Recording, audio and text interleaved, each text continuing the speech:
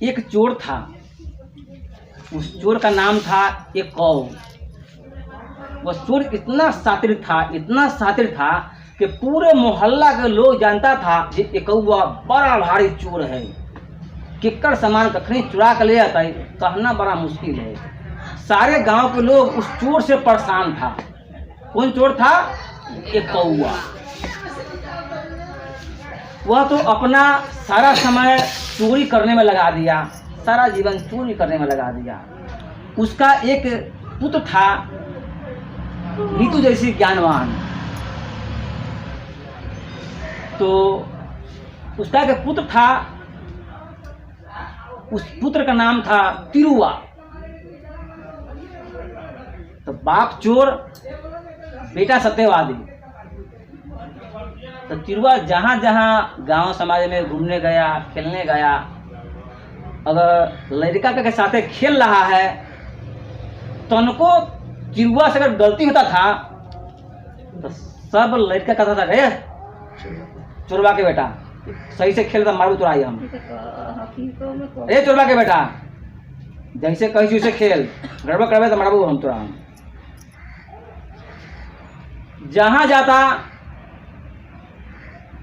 तिरुआ के साथ ऐसा ही होता था, क्योंकि उसका बाप चोर था। बाप के गलती के कारण उसका फल बेटा भोग रहा है।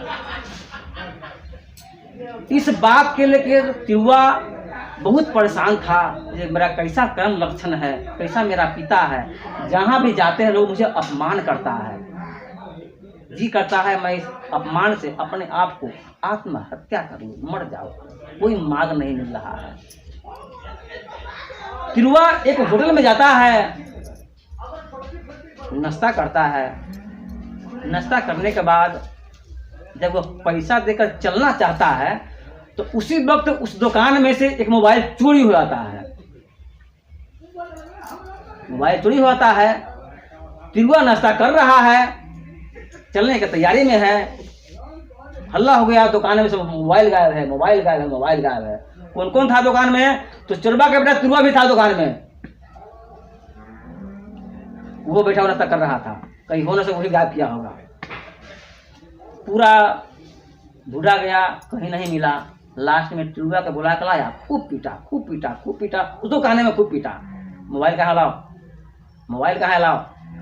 तिरुआ चुराया हुआ नहीं था, दूसरों को चुरा कर ले गया था। लेकिन बाप के गलती करने के कारण तिरुआ हर जगह अपमान हो रहा है और होटल में मार खा रहा है। तिरुआ जब बुरी तरह से मार खा गया, अपने आप को बहुत पछतावा कर रहा है, बहुत पछतावा कर रहा है, कैसा मेरा कर्म लक्षण हो गया है। तो जहाँ जाते हैं वहाँ पर हम हीन दृष्टि देखता है। गलती की है हमारे पिता, भोगते हैं हम।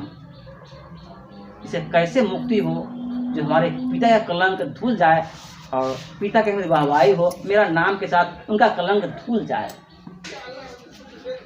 तिरुआ इस सोच में चलता रहता है, चलता रहता है। मार खाया हुआ है, पूरा देह दर्द है, पूरा हुआ है, लहू लहान हुआ है और सोच रहा है, चल रहा है, चल रहा है।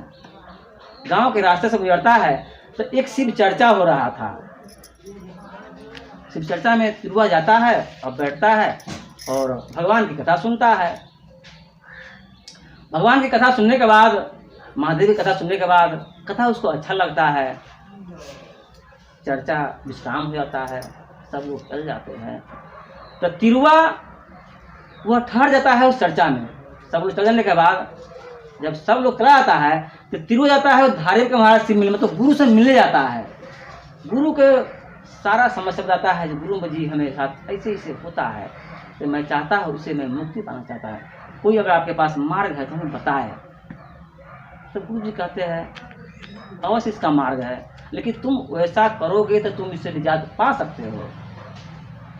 तिरुआ तो अपने आप को आत्महत्या करने वाला था, कष्टों से पीड़ित था, अपने पिता के कलंक से कलंकित था, मतलब व्याकुल था, उससे मुक्ति पाना चाह रहा था।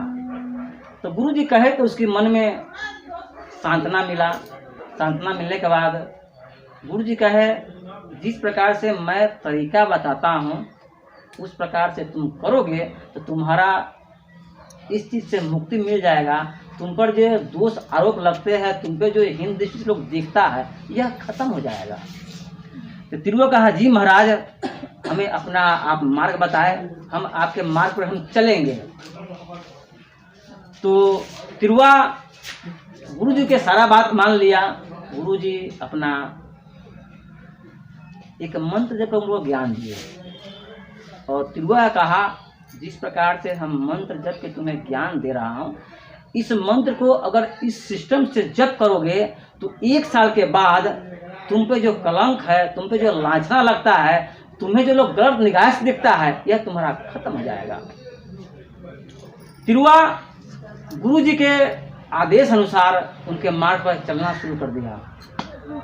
धीरे धीरे भगवान शिव का जो मंत्र गुरु जी दिए थे, उस मंत्र के ब्रह्म मुहूर्त में बैठ कर जप करने लगा।